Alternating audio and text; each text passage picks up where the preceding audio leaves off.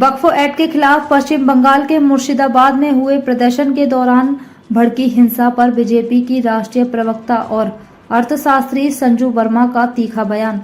मुर्शिदाबाद में हुई हिंसा पर भयावह याद दिलाती है कि ममता बनर्जी पश्चिम बंगाल की मुख्यमंत्री बनने के लायक नहीं है। ममता बनर्जी एक असफल मुख्यमंत्री साबित हुई हैं। वो एक असफल गृह मंत्री हैं और मत भूलिए पिछले साल वो एक असफल स्वास्थ्य मंत्री भी रही हैं। आरजे केयर मेडिकल कॉलेज और अस्पताल में एक युवा के साथ हुई दिल दहला देने वाली बलात्कार और हत्या की घटना कौन भूल सकता है। ऐसा लगता है कि ममता बनर्जी के इन घटनाओं से कोई सबक नहीं ले सकता।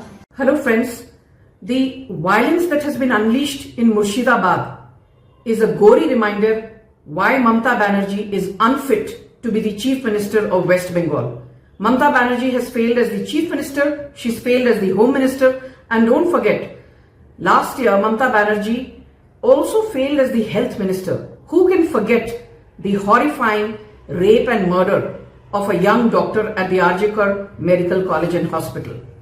It seems Mamata Banerjee has not learnt any lessons, but what is extremely unfortunate and alarming is the fact that the violence unleashed in Murshidabad, in Nadia, in parts of North and South 24 Parganas is not just, random violence. This clearly seems to have been premeditated, preconceived, deliberate, and most importantly, state-sponsored. Don't forget, the entire police constabulary was looking on as mute spectators when Hindus, particularly Hindu Dalits and Adivasis, were dragged out of their homes in Nadia and Murshidabad, their shops set on fire, arson, looting, vandalizing Hindu properties, raping Hindu women. This seems to have become the new norm under the very incompetent Mamata Banerjee, and what makes it even worse is that as a woman chief minister, a lot more sensitivity was expected of her. And don't forget that this is not about just violence per se. This is about Mamata Banerjee's Hindu phobia. Yes, I'm not going to mince words. She is Hindu phobic. Mamata Banerjee is Hindu phobic. If you look at her track record, be it the Malda riots of 2016, the Bhadolia riots of 2017, the Asansol riots of 2018, the Jadavpur riots of 2019, the Sitakulchi riots of 2021, the Birbhum violence of 2022, the post-poll Panchayat violence of 2023, and now in 2025, the violence in Murshidabad and in Nadia, there is a clear pattern. The perpetrators, the oppressors are rabid Islamists, and undeniably, without exception, the victims have always been poor, marginalized, vulnerable Hindus.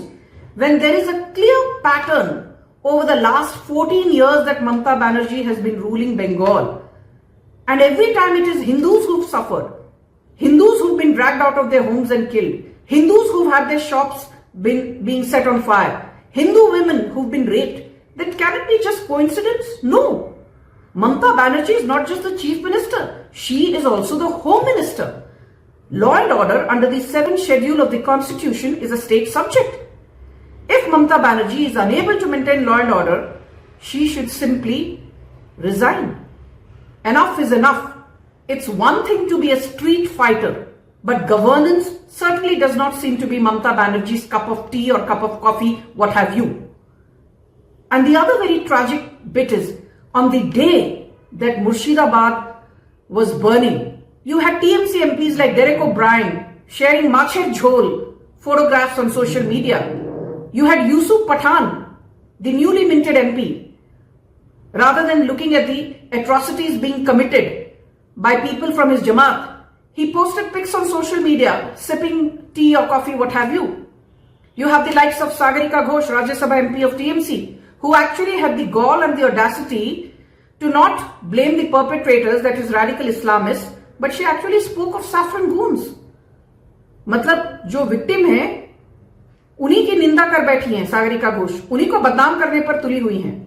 Let's be very clear, Let's call out the bluff of radical Islamists. Let's be very clear, the Waqf amendment has been duly discussed in the cabinet, prior to that discussed in the JPC, was passed by both the Lok Sabha and the Rajya Sabha. After having been passed by the parliament, it was approved by the President Draupadi Murmu. So every constitutional process was duly complied with. And in any case, in civil society, protest is a democratic right. But the rabid Islamist goons who hacked Hargobind Das, a 72-year-old, and then hacked another 14-year-old, Chandan Das, killing people, going about vandalizing property is not a form of democratic protest. And if rabid Islamist goons continue to do this, then they will have to face the might of the Indian state. And Mamata Banerjee should get her act together, wake up and smell the coffee, because elections in 2026 are round the corner, and the Hindus in Bengal this time are neither in the mood to forgive nor in the mood to forget.